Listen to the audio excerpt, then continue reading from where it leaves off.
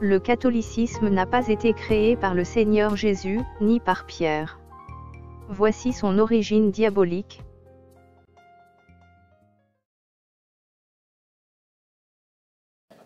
Alors, parlons un peu de l'Église catholique parce qu'il y a 1,3 milliard de personnes qui se disent catholiques. Il faut savoir que le catholicisme, ce n'est pas Jésus qui l'a créé, ce n'est pas Saint Pierre non plus. Il arrive seulement qu'au IVe siècle. C'est un dictateur romain qui s'appelait Constantin le Grand. Contrairement aux autres empereurs romains qui les mettaient à mort, lui a dit, je vais faire la paix avec eux, avec les chrétiens, avec toutes les sectes qu'il y avait. Et c'est pour ça qu'on l'a appelé catholique, qui veut dire universel. D'accord? Et puis, il a cessé de martyriser les chrétiens. Et alors, l'Église catholique arrivera plus tard, puis elle grandira. Et aujourd'hui, elle est arrivée à une décrépitude, on pourrait dire à de la corruption totale. Le Vatican a une banque qui a causé beaucoup de morts. Et puis, en tout cas... Il faut savoir que le catholicisme, ce n'est pas le Seigneur Jésus-Christ qui l'a créé, ce n'est pas Saint Pierre non plus. C'est un dictateur romain qui s'appelait Constantin le Grand. Beaucoup de gens savent que le catholicisme romain est la plus grande religion du monde, mais nombreux sont ceux qui ignorent la véritable origine de celle-ci, et comment elle a pu s'imposer et dominer le monde jusqu'à nos jours. Si vous êtes catholique et que vous croyez sincèrement en l'Église catholique, alors nous vous invitons à regarder cette vidéo jusqu'à la fin, et surtout à faire vos propres recherches, car beaucoup s'égarent par manque de connaissances. Osée chapitre 4, verset 6. L'Église catholique prétend que ses origines remontent à la mort, à la résurrection et à l'ascension de Jésus-Christ autour de 30 après Jésus-Christ, et se considère elle-même comme l'Église pour laquelle Jésus-Christ est mort, fondée et établie par les apôtres. Est-ce vrai? Nullement. Une lecture superficielle du Nouveau Testament suffit à constater que l'Église catholique ne tire pas ses origines des enseignements de Jésus ou de ses apôtres. Le Nouveau Testament ne fait aucune mention de la papauté, de la vénération ou adoration de Marie, de son immaculée conception, de sa virginité perpétuelle, de son Assomption ou de son statut de compagnie rédemptrice et médiatrice, des requêtes au Saint dans le ciel afin qu'il prie pour nous, de la succession apostolique, des sacrements de l'Église, du baptême des enfants, de la confession des péchés à un prêtre, du purgatoire, des indulgences, ou de l'égale autorité de la tradition de l'Église et des Écritures. Quelle est donc la véritable origine de l'Église catholique, s'il ne s'agit pas des enseignements de Jésus et de ses apôtres contenus dans le Nouveau Testament? Au cours des 280 premières années de l'histoire de l'Église, le christianisme était interdit par l'Empire romain et les chrétiens étaient terriblement persécutés. Cela a changé après la conversion de l'empereur romain Constantin, qui a imposé la tolérance par l'édit de Milan en 313 après Jésus-Christ, autorisant ainsi la foi chrétienne. Plus tard, en 325 après Jésus-Christ, Constantin a convoqué le concile de Nicée afin d'unifier le christianisme, qu'il percevait comme une religion capable d'unir l'Empire romain, qui commençait alors à se fragmenter et à se diviser. Même si ces développements semblent favorables à l'Église chrétienne, les résultats ont été tout sauf positifs.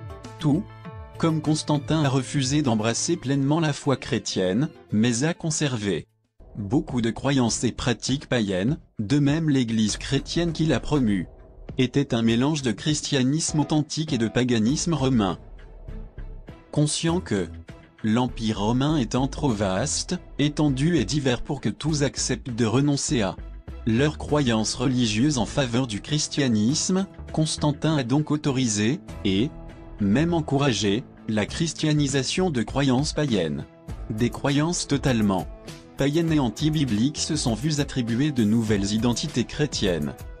Voici quelques exemples clairs. Le culte d'Isis, une déesse mère égyptienne, a été absorbé dans le christianisme par la substitution de la Vierge Marie à Isis. Plusieurs titres employés pour Isis, comme celui de Reine du ciel, Mère de Dieu et Totoko, porteuse de Dieu, ont été attribués à Marie. Celle-ci a commencé à jouer un très grand rôle dans la foi chrétienne, bien au-delà de celui que la Bible lui attribue, afin d'attirer les adorateurs d'Isis vers une religion qui ne les aurait autrement pas intéressés. Plusieurs temples d'Isis ont même été convertis en temples dédiés à Marie.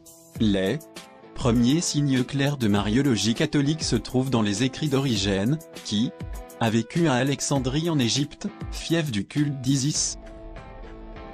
Le mitraïsme était une religion pratiquée dans l'Empire romain du 1er au 5e siècle après Jésus-Christ.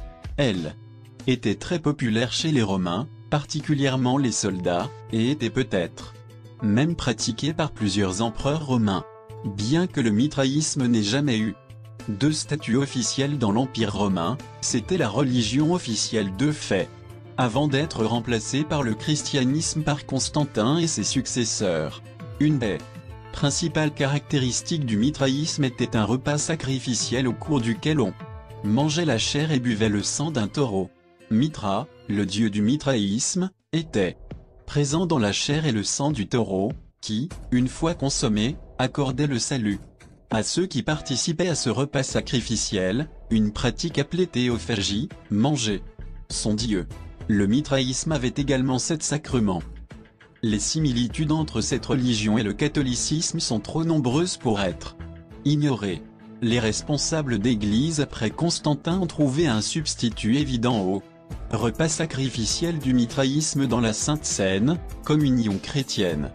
Déjà avant Constantin, certains chrétiens avaient déjà commencé à associer du mysticisme à la Sainte Seine en rejetant l'idée biblique d'une simple commémoration de la mort de Christ et de son sang versé, accompagné d'adoration. La romanisation de la Sainte Seine est la dernière étape de la transition vers la consommation sacrificielle de Jésus-Christ, appelée messe catholique ou Eucharistie. La plupart des empereurs et citoyens romains étaient hénothéistes, c'est-à-dire qu'ils croyaient en l'existence de nombreux dieux, mais en adoraient un en particulier ou en considéraient un comme supérieur aux autres. Par exemple, le dieu romain Jupiter était le dieu suprême du panthéon romain. Les marins romains étaient souvent adorateurs de Neptune, le dieu des océans. Quand l'Église catholique a absorbé le paganisme romain, elle a tout simplement remplacé le panthéon de Dieu par les saints. Tout comme le panthéon des dieux romains comptait un dieu de l'amour, un dieu de la paix, un dieu de la guerre, un dieu de la force, un dieu de la sagesse, etc., l'Église catholique aussi a un saint en charge de chacun de ces éléments. Et de bien d'autres. Tout comme beaucoup de villes romaines avaient leur dieu, l'Église catholique a attribué des saints patrons aux villes. La suprématie de l'évêque de Rome, la papauté, a été établie avec le soutien des empereurs romains. La ville de Rome, siège du gouvernement de l'Empire romain et ville de résidence des empereurs, dominait tous les domaines de la vie. Constantin et ses successeurs soutenaient l'évêque de Rome en tant que chef suprême de l'Église, parce qu'il était évidemment préférable pour l'unité de l'Empire romain que le gouvernement et la religion d'État soient centralisés. Même si la plupart des autres évêques, et chrétiens, s'opposaient à cette idée, l'évêque de Rome a fini par s'imposer grâce au pouvoir et à l'influence des empereurs. Après la chute de l'Empire romain, les papes ont récupéré le titre qui appartenait auparavant aux empereurs, Pontifex Maximus. On pourrait multiplier les exemples, mais ces 4 cas sont suffisants pour montrer la véritable origine de l'Église catholique. Celle-ci nie évidemment l'origine païenne de ses croyances et pratiques et les cache derrière des conceptions théologiques complexes et de la tradition de l'Église, puisque tant de ces croyances et pratiques sont totalement étrangères aux Écritures, l'Église catholique est obligée de nier l'autorité et la suffisance des Écritures. L'Église catholique est née du compromis tragique entre le christianisme et les religions païennes qui l'entouraient. Au lieu d'annoncer l'Évangile et de convertir les païens, Elle a christianisé les religions païennes et paganisé le christianisme. En brouillant les différences et effaçant les distinctions, l'Église catholique s'est certes rendue attractive au peuple de l'Empire romain, au point de devenir la religion suprême du monde romain pendant plusieurs siècles, mais au prix de l'apostasie de la forme de christianisme dominante vis-à-vis du véritable évangile de Jésus-Christ, et de la véritable annonce de la parole de Dieu. De Timothée 4, versets 3 à 4 déclare: Car il viendra un temps où les hommes ne supporteront pas la saine doctrine, mais ayant la démangeaison d'entendre des choses agréables, ils se donneront une foule de docteurs, selon leurs propres désirs, détourneront l'oreille de la vérité et se tourneront vers les fables.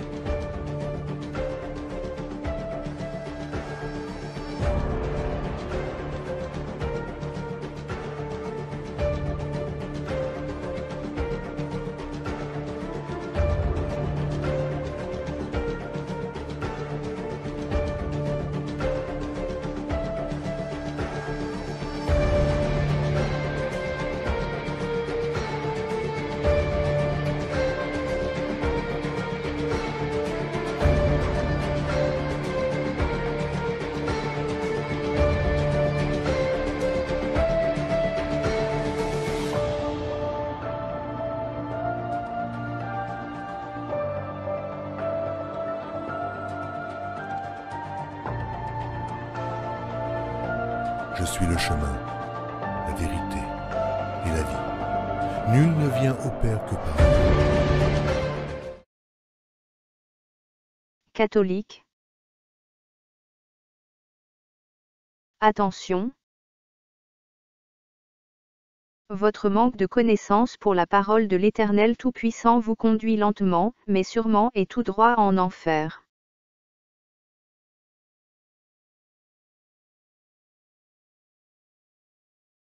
Osée chapitre 4, verset 6. Mon peuple est détruit, parce qu'il lui manque la connaissance. Actes chapitre 17, verset 11. Ces Juifs avaient des sentiments plus nobles que ceux de Thessalonique. Ils reçurent la parole avec beaucoup d'empressement, et ils examinaient chaque jour les Écritures pour voir si ce qu'on leur disait était exact.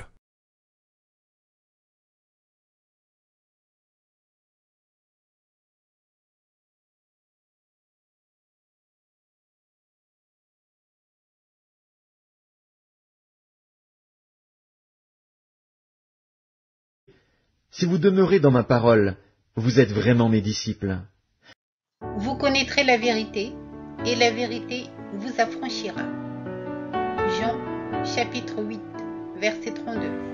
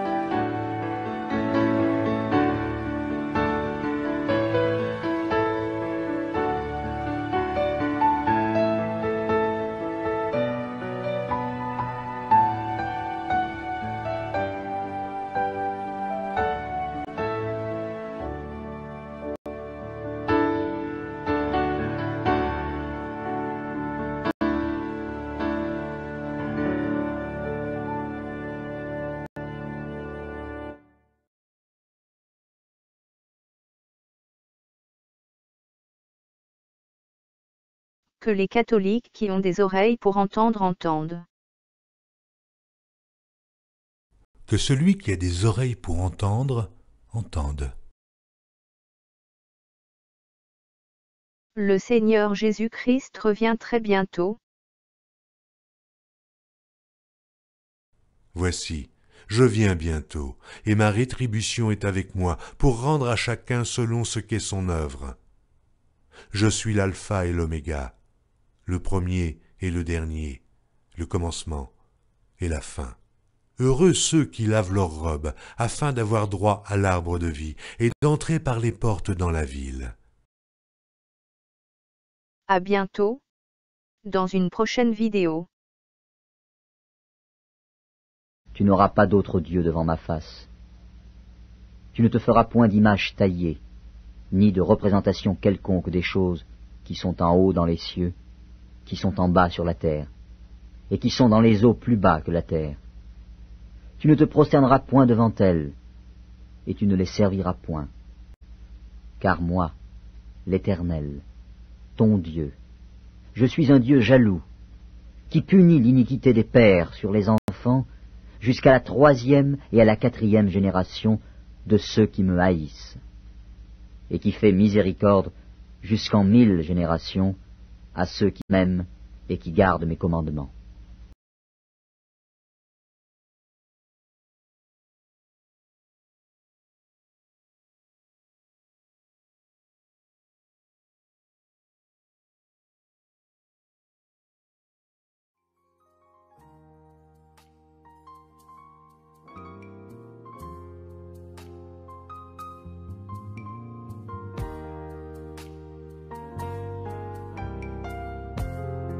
À bientôt, dans une prochaine vidéo.